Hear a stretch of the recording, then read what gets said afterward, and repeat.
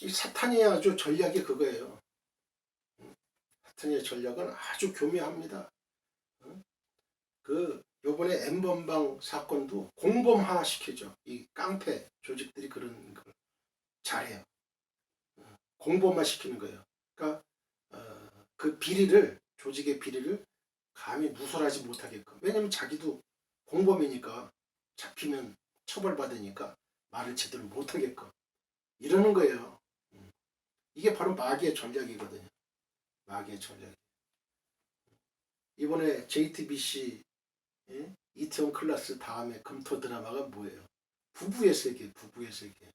거기서도 그 단란했던 그 김희애 씨가 이제 의사 부원장으로 이제 출연하고 있잖아요. 처음에는 아주 단란했어요. 이 남편이 다른 여자가 없을 때, 다른 여자랑 바람 피지 않을 때는 아주 단란한 가정이었어요. 아주 행복한 가정이었어요. 그런데 다른 여자, 젊은 여자가 등장하면서 같이 바람을 피우게 되면서 이 가정이 아주 쑥대밭이 되는 과정을 보잖아요. 얼마나 그 믿었던 사람에 대한 그 사랑에 대한 배신, 분노가 치밀어 오르는, 분노가 너무 치밀어 오르면 살인으로 이어지는 거죠. 이 세상의 모든 문화가 그렇게 돼 있어요. 너무나 사랑하면 질투의 감정이 생기잖아요. 그죠? 난 미워지죠. 그러면서 살인이라는 그런 죄까지 들어가는 거예요. 부부간에도 숨기는 게 있으면 안 돼요. 어떤 문제, 금전적인 문제라든지 어떤 이성적인 문제라든지 어떤 문제든지 다 오픈시켜서 같이 얘기해야 되는 거예요. 같이. 빨리 정리할 건 정리하고 이 방송을 청취하는 모든 성도님들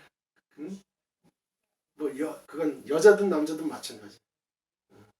부부에 서로 숨긴 거 있다고 한다면 빨리 정리하시고 빨리 한 가정을, 화목한 가정을 이뤄야 돼요. 가정이 깨지는 거예요. 가정이 이혼이 되는 거예요. 이혼. 여러 가지 문제로 우리나라도 많이 IMF 때 97년 IMF 때 얼마나 많은 가정들이 깨졌어요. 경제적인 문제 때문에 막 그냥 부도가 나가지고 부부가 같이 살지 못해요. 또 자녀도 같이 살지 못해요. 다 뿔뿔이 헤어져. 그런 문제가 벌어지고 또 서구 유럽, 미국 같은 나라에도 맨 처음엔 그 청교도적인 아주 그런 문화로 해가지고 그들이 경제적으로 하나님께 복을 주셔서 번영을 했어요. 번영을 하니까 우리 가정도 마찬가지예요. 아주 찢어지기 어렵고 가난했던 시절에는 다른 생각을 안 했어요. 그런데 조금 먹고 살만하고 경제적인 여유가 생기고 하니까 이제 생각이 또 바뀌는 거예요. 먹고 사는 욕구가 다 해결되니까 이제는 즐기는, 어떻게 하면 더 맛있는 맛집을 찾아갈까, 어떻게 하면 또 기쁘고 행복하게 또 살 수 있는 뭐가 없을까. 사람들은 또 그런데 또 몰입하고 탐닉하다 보니까 여러 가지 어려운 그러한 불미스러운 일들이 막 쳐들어오는 거죠. 그래서 여러 가정들이 뭐 여러 가지 불륜이라든지 이런 문제로 인해서 뭐 이혼도 하고 또 살인도 감행이 되고 여러 가지 그런 안 좋은 그런 죄의 결과로 많은 어려움들이 닥친 거죠. 우리가 부부의 세계를 보면서도 그걸 다 잘 알 수가 있잖아요. 하나님만 오직 모시는 가정, 그리고 하나님이 준 그 여자, 아내, 현숙한 아내를 얻은 그 복, 그건 아주 암사슴 같다고 그러잖아요. 암사슴. 아주 귀하게 여기고 그렇게 부부가 같이 힘을 합하고 마음을 통하고 그래야 돼요. 이거는 부부만의 문제가 아니고 하나님과 우리와의 그 문제도 마찬가지예요. 마음을 다 터놓고, 우리가 마음을 터놓는다는 게 뭐예요? 우리가 죄를 지으면은 우리가 마음문을 열고 회개하고 울며 회개하고 하나님께 용서를 구하고 그래서 서로 통해야 되는 거예요. 하나님 용서가 있고 이것이 없으면은 꽉 막히게 되면은 결국은 멸망의 길로 가는 거죠. 멸망의 길로 가는 거예요.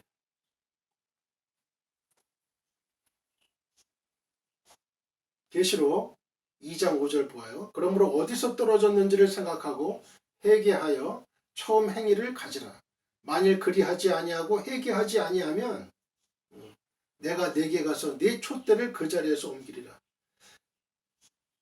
회개로서 해결 못할 자가 하나도 없어요. 여기서 말하는 회개는 진정한 회개를 얘기하는 거예요. 진정한 회개. 다시는 하나님 내 그 죄를 짓지 않겠습니다. 이런 본인의 결단이 있어야 되는 거예요. 결단. 사도 바울처럼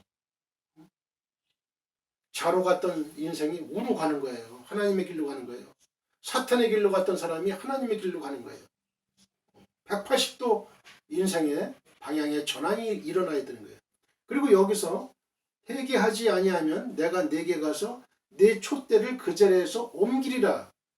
이건 뭐 촛대를 A에서 B로 옮긴다 이런 뜻이 아니에요. 그 KJV 성경 보면 remove라고 써 있어요. 제거한다는 거예요. 제거. 없애버린다는 얘기예요. 없애버린다. 이런 얘기예요. 원문의 뜻이 그렇습니다. 계시록 1장 13절을 보겠습니다. 촛대 사이에 인자 같은 이가 발에 끌리는 옷을 입고 가슴에 금띠를 띠고 And among the lampstands was someone like a son of man dressed in a robe reaching down to his feet and with a golden thistle around his chest. Guy and Meso, Don, Lycaon, Homoion, Shion, Antilopu, and the Menon, Podere Guy, Periejus Menon, Prostois, Mastois, Jonen, Crisan. 까이는 이제 접속사 and예요. 그 다음에 n은 어디에 in의 뜻입니다. 메소는 사이예요. 사이. 촛대 사이에 그래서 the midst. 그 다음에 또는 이제 정관사표고요. 그 다음에 리크니온은 촛대예요. of seven candlesticks. 그 다음에 호모이온은 뭐뭐 같은 이가 인자 같은 이가 할 때 같은 이가 one like의 뜻이에요. 그 다음에 휘온은 인자 할 때 자예요. unto the sun 그런 뜻이고 안트로프는 인자할 때 in of man의 뜻이에요. 그 다음에 and the menon은 옷을 입고 clothed with 그 다음에 보데레는 발에 끌리는 a garment down to the foot 그 다음에 까이는 접속사 and예요. 그 다음에 베리에 조스 메논은 띄고 got with 그 다음에 프로스는 어디에 about 때 뜻이에요. 또 is는 정관사 더 그 다음에 마스터 is는 가슴 펩스의 뜻이에요. 그 다음에 조네는 띠를 그래서 어거들의 뜻이고요. 그리산은 금 골든의 뜻이에요. 그래서 1장 13절 촛대 사이에 인자 같은 이가 까옌 메소 돈 리크니온 호모이온 쉬운 안트로프 요한이 7 금촛대를 보았을 때 그 금촛대 사이에는 인자 같은 이가 있었어요. The son of the man 인자 같은 이 여기서 요한은 매우 의도적으로 자신이 발견한 사람을 인자 같은 이로 묘사를 해요. 이것은 호모이온 휘온 안트로프를 번역한 것인데 직역하자면 사람의 아들과 같은 이가 돼요. 다니엘도 다니엘서 7장 13절에 내가 또 밤 환상 중에 보니 인자 같은 이가 하늘 구름을 타고 와서 옛적부터 항상 계신 이에게 나아가 그 앞으로 인도되매라고 자신이 본 환상을 언급해요. 이 얼마나 이 대단한 환상이에요.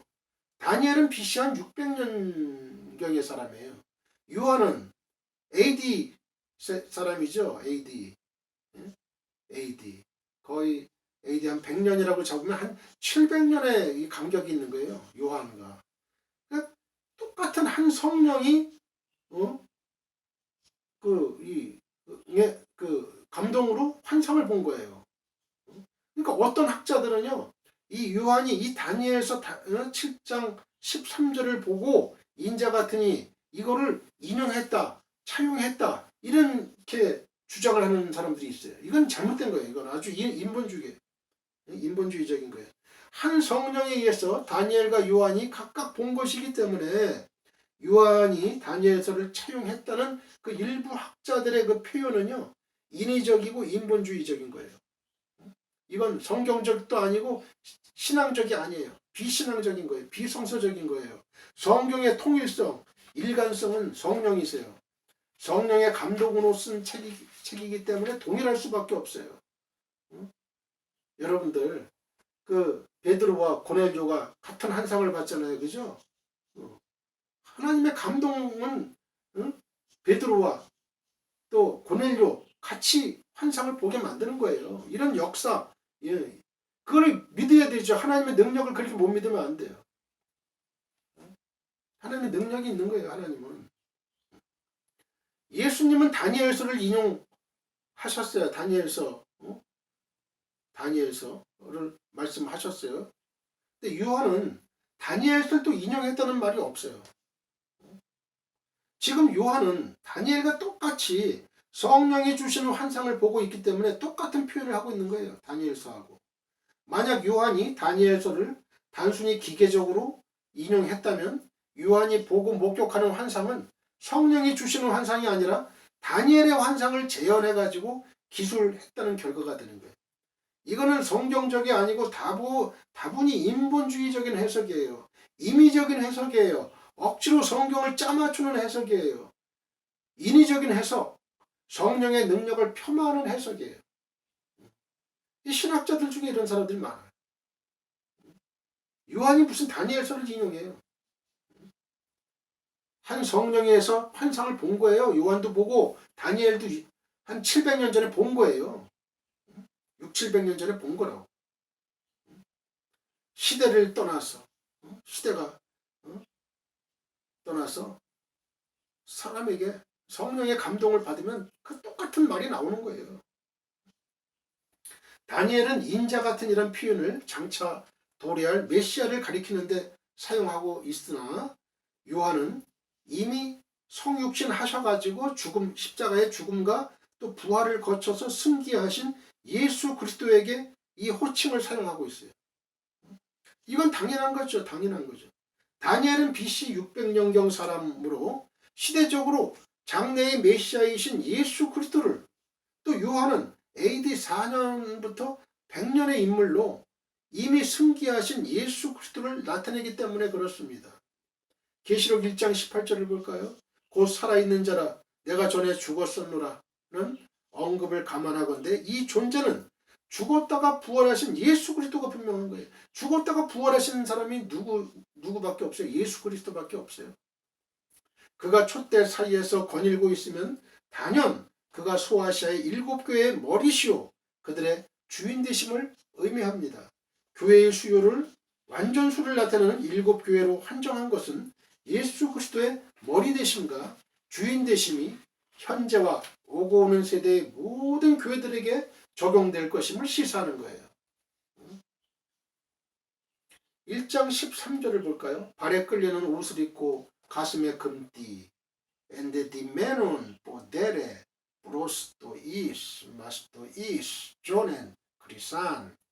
본문은요, 촛대 사이에 있는 인자 같은 이의 그 복식, 이 옷, 옷에 대해서 이제 언급을 하는 건데요. 어떤 옷이냐? 우선 그는 발에 끌리는 옷을 입었어요. 발에 끌리는 옷. 긴 옷이죠.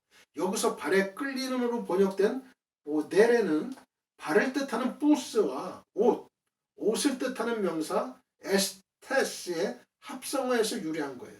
그래서 발에까지 치렁치렁 끌리는 긴 옷을 의미하는 거예요. 그렇다면 이 옷은 무엇을 비유할까요? 출애굽기 28장 4절, 29장 5절, 레위기 16장 4절 등을 감안하면 이런 복식은 제사장의 것이에요. 한번 볼까요? 출애굽기 28장 4절, 5절을 볼까요? 그들이 지을 옷은 이러하니 곧 흉패와 애복과 겉옷과 반포 속옷과 관과 띠라. 그들이 내 형 아론과 그 아들들을 위하여 거룩한 옷을 지어. 아론이 뭐야? 대제사장이잖아요. 거룩한 옷을 지어 아론이 내게 제사장 직분을 행하게 하라. 행하게 하라. 의복을 가져다가 아론에게 속옷과 에봇 받친 겉옷과 에봇을 입히고 흉패를 달고 에봇에 정교하게 짠 띠를 띠게 하고. 레위기 16장 3절. 아론이 성소에 들어오려면 숫송아지를 속죄제물로 삼고 순양을 번제물로 삼고.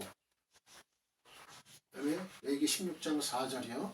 거룩한 세마포 속옷을 입으며 세마포 속바지를 몸에 입고 세마포 띠를 띠며 세마포 관을 쓸지니 이것들은 거룩한 옷이라. 물로 그의 몸을 씻고 입을 것이며. 또한 사도행전 12장 20절부터 23절 21절에 의하면 특히 요한 당시에는 황제나 왕들도 이런 복식을 갖췄어요. 사도행전 12장 20절 이하 보면 헤롯이 두로와 시돈 사람들을 대단히 노여워하니 그들의 지방이 왕국에서 나는 양식을 먹는 까닭에 한 마음으로 그에게 나와 왕의 침소 맡은 신하 블라스도를 설득하여 화목하기를 청한지라. 헤롯이 나를 택하여 왕복을 입고, 여기 줄을 치세요. 왕복을 입고 단상에 앉아 백성에게 연설하니. 이 왕복은 긴 옷이에요. 긴.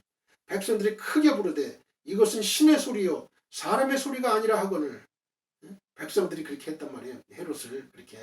그랬더니 헤롯이 영광을 하나님께로 돌리지 아니하므로 주의 사자가 곧 친히 벌레에게 먹혀 죽으니라. 할렐루야. 여기 밑줄을 그으세요. 사도행전 12장 23절. 헤롯이 영광을 하나님께로 돌리지 않으니까 어때요? 주의 사자가 치니까 벌레에게 먹혀 죽었어. 하나님을 두려워할 줄 알아야 됩니다. 그렇다면 발에 끌리는 옷은 그 자체로 제사장이나 왕을 비유한다고 볼 수 있는데 본문에서는 제사장을 가리켜요.